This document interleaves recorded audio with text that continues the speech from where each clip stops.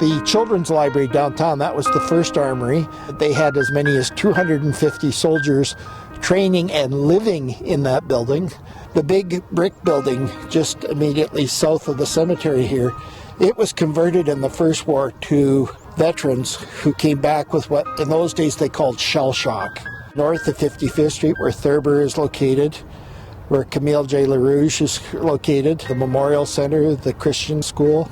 That's an old military training camp. In the Second World War, there were up to 1,800 men and women that were training there at one time. Just think of that change from a sleepy, quiet prairie town to suddenly a place that's overcrowded with military people, even though you're not on the front line of a war. The Armories building is still on 55th Street. That still is the headquarters for the militia in Red Deer, Department of National Defense. The Harvard training was done at Penhold.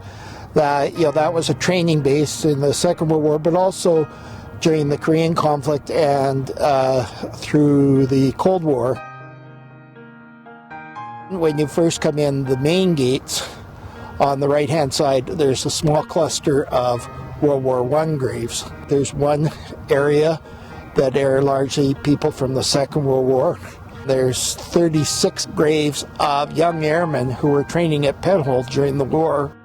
There are people here from Korea and some that lost their lives while they were on peacekeeping missions.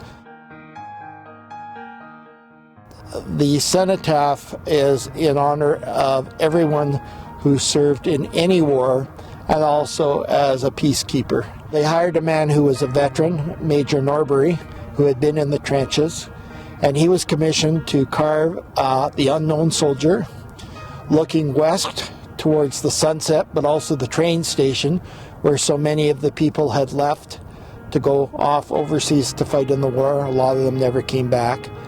It was created in 1922 in the aftermath of the First World War. You had a small town that lost 118 young men in the First World War, so it's been a searing experience. If you go to the Veterans Park that's around that, it gives the story over the 120 years of Red Deer's involvements in war and peacekeeping. It gives pictures, it gives history, it talks about the units, talks about some of the people, and talks about the impact to our community.